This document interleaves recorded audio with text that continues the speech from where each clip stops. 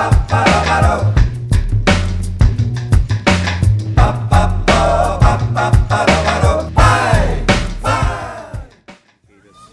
and more so. We just heard yesterday the story that if you would subtract the natural capital that many industries are using from your profit, in certain industries the profit margin would be reduced by 50%. We saw the report from the Natural Capital Coalition, who estimated recently that 7.3 trillion US dollars are related to natural capital that we are using today, that we are not measuring today, that we are not managing today, and that we basically take for granted out there. And the prediction is this will stop sooner or later, because this is a resource that is limited and is going into the wrong direction, so to speak.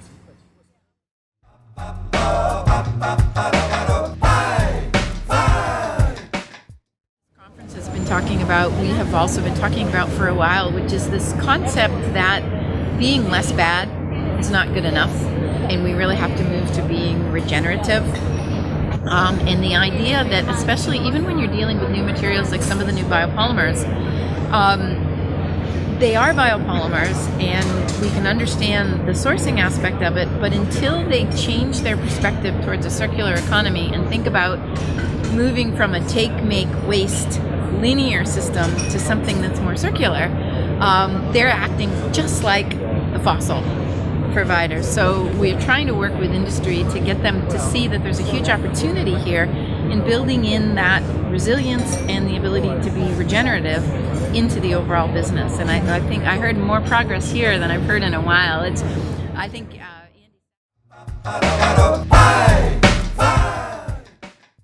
Because one of the biggest problems we're facing is there are a lot of incremental changes, and I applaud all the efforts, right? I mean, we did incredible improvements in any sorts of areas.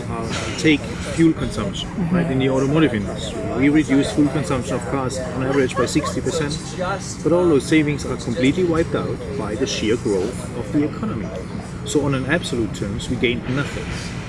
And in order to get away from incremental change and have systemic change that changes our behavior, that changes the way we operate, that changes the way we use natural capital, I think a company like SAP has an obligation, and with a large footprint and millions of users out there, I think we can make we can move markets through our solutions, and we can make a real dent and a real change in all industries that we support. That's my strong belief that keeps me motivated. Leading industries, and some of the initial members were companies like REI and Starbucks, which I'm sure everyone has heard of. But really, I think one of the strengths is it spans the entire value chain. So we have companies like Dow producing the chemicals that then are converted by companies like Amcor and Midwest-Vaco and others into packaging. And then we have the brands that are using the packaging, and we also have municipal and state governments, and we have recyclers and haulers. So companies like Waste Management is a member. So we really complete the entire cycle. We have retailers, we have quick service restaurants, companies like McDonald's are participating. So you really have the ability to work with the whole value chain and understand packaging sort of from A to Z. We also work a lot in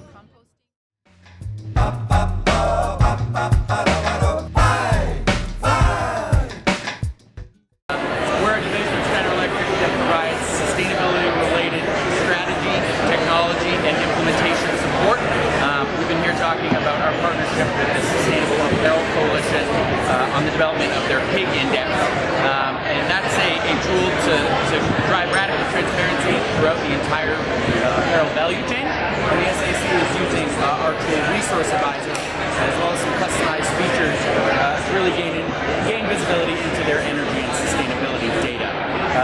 So Resource Advisor gives a global view and can show individual sites performance, whether that's energy spend, emissions, projects and help making decisions on that. Has some good benchmarking and functionality. If you compare individual sites and how they're performing on a number of different factors, you can see how these three sites compare in terms of electric power costs. Has the ability to connect with Energy Star Portfolio Manager, which is a tool primarily here in the US, as well as a number of other reporting functionalities.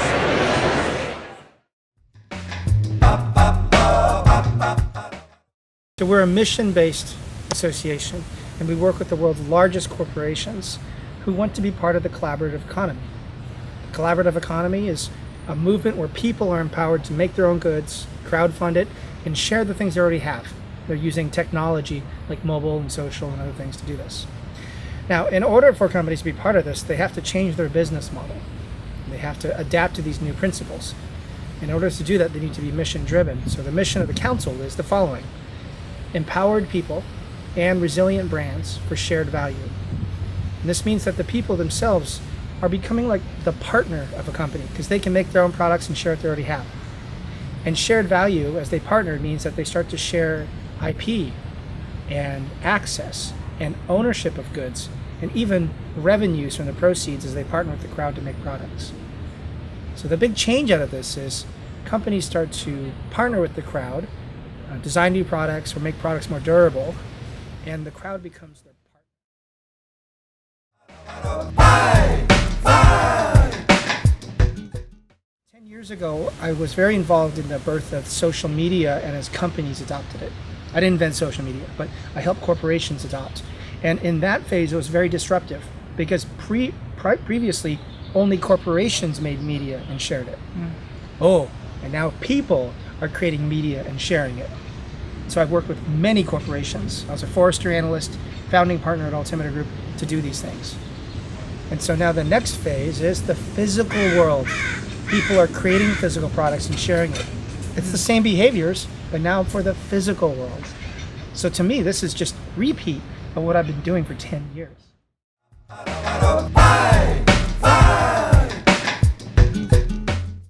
In the council is the members are not encouraged to use the word consumer.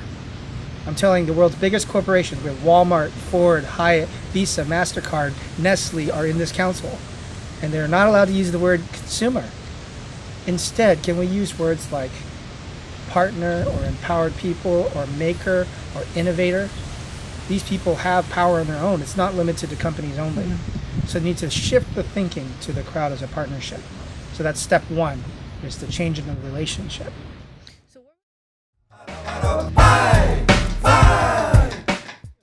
Some of our council members, I'm so proud to be associated with them. GE and Ford and Coke and Barclays Card have all deployed in this market in a way that's changing the relationship with their customers in a better way. For example, GE partners with their customers to generate new ideas for products. So the crowd is creating the ideas, and then they share the IP, and then GE has massive supply chain and ability to produce products which the crowd does not, and they get it onto shelves.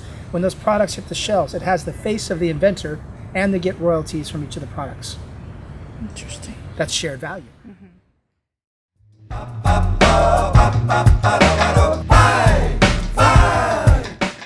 really believe that we've reached a tipping point when it comes to companies understanding that these are business issues. This is just good business. If you're wasting a resource, you're leaving money on the table. If you are not managing your people well, you're leaving money on the table. It's just common sense, but somehow we've sort of lost our way. And SASB is really trying to create standards that help companies understand the key value drivers that are related to environmental, social, and governance issues in their industry.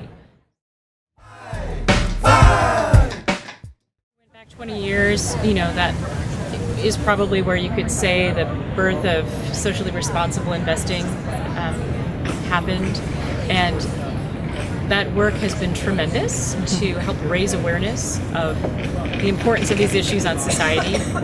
SASB often likes to say that all investing is impact investing. It's just not the right kind of impact, and we want to change that. We want to help take this mainstream And increasingly we're seeing that analysts, the sell-side analysts of the investment community that you wouldn't have thought are incorporating ESG factors into their investment decision-making process, in fact are.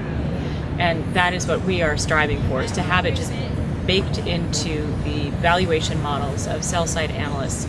But we see in the ecosystem of investors, we see interest in this coming, in some cases, investment consultants and advisors are hearing from high net worth individuals who want to have alignment between their personal beliefs and their investments.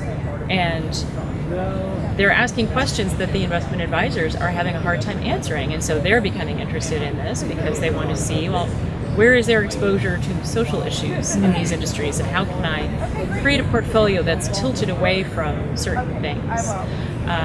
We see asset owners like CalPERS and CalSTRS being very committed to de-risking their portfolios and understanding that having a long-term view is absolutely essential. They have long-term liabilities and therefore can't have a short-term lens. Right. And everything in between. So I think it's the perfect storm where you see there increasing evidence that supports a link between the good management of environmental, social, and governance issues as a proxy for good management. And now we're beginning to see research that shows companies that manage those issues well do outperform their peers. But that data is still... I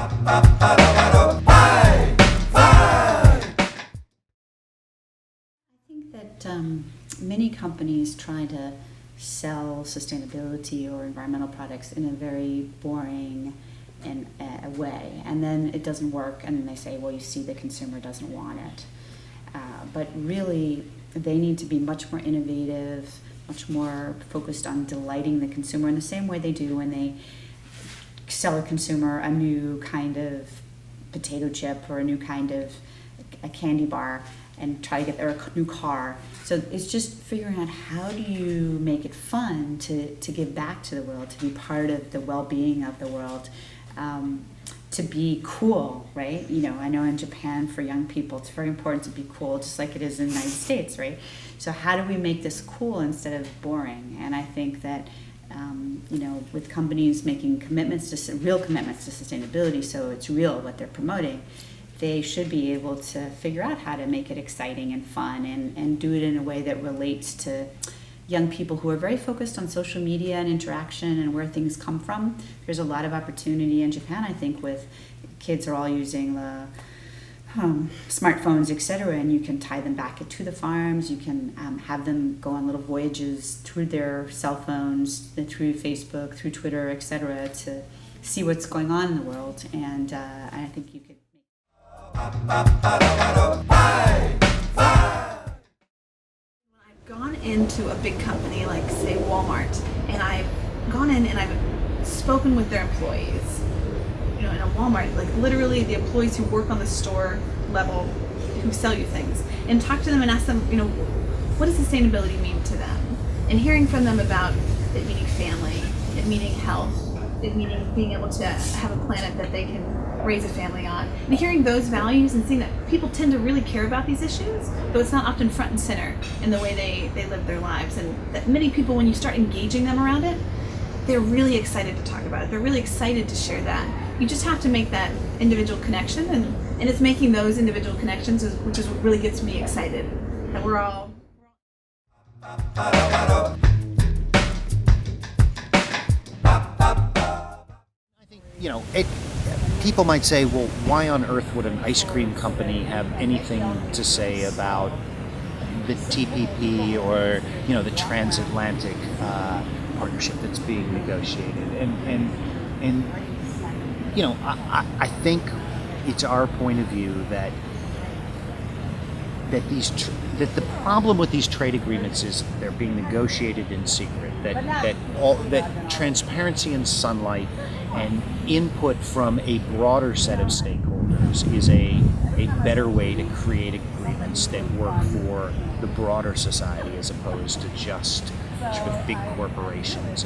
And so, you know, I think it's our point of view that if you look at the United States, for example, the gap between the rich and the poor has been growing, in a fairly substantial way over the past 3 or 4 decades. The middle class is shrinking, and the gap between the rich and the poor widens. And we don't think that makes for a healthy economy. That it's hard to grow a healthy business in an unhealthy economy. And so, we believe that an economy that works for everybody, that's transparent, that has, as we think about, trade agreements with other countries, having negotiation processes that include a diverse set of stakeholders that represent the voices of working people and the environment are incredibly important.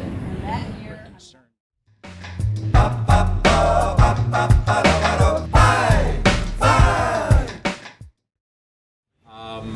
EcoCenter is kind of a downtown in a box for remote communities around the world. We're targeting about 3.5 billion people who do not have everything that we take for granted. They don't have access to clean water, don't have access to power, don't have access to connectivity.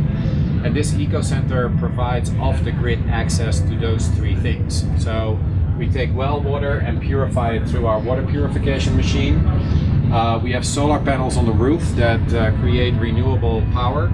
And we provide access to broadband and the internet and the phone for people to be connected to the world and to themselves. Every EcoCenter will be run by a woman entrepreneur. There will be, in addition to water, power and connectivity, a variety of services and products available. The products you can see here on the shelf. We power this cooler here through the solar power on the roof, so we will be able to provide chilled product and produce. In terms of services, there is a wide range of things that we can do. Education services, language education, business education, health and wellness education, you name it. Entertainment, football games, what have you. The idea would be that EcoCenter will become a social center of gravity into the community where people hang out together. A lot of the issues that we see in many of our communities is exclusion, so loneliness, and social fabric is really important. Other types of services could be microcredit, voter registration, phone charging here. We have the opportunity to charge about 60 phones, I believe, at the same time, all powered through the solar power. And all of that obviously is a revenue opportunity for the entrepreneur. So the entrepreneur should make a living out of the revenues that get generated through the EcoCenter. And we are working with a wide variety of partners to put up the capital. For Coca-Cola to do this, well, we believe that ultimately, in the long run, businesses can only be as healthy as the communities that they are part of. So this is really about improving community well-being, and I look at 4 different criteria for community well-being: physical, social, economic, and environmental. So against all of those 4 areas of well-being, we will try to drive improvements in the communities that we operate. And then, we've been around for 128 years. We hope to be around for another 128 plus years. So the long-term well-being of the communities that we are part of is really critical to our own existence as well.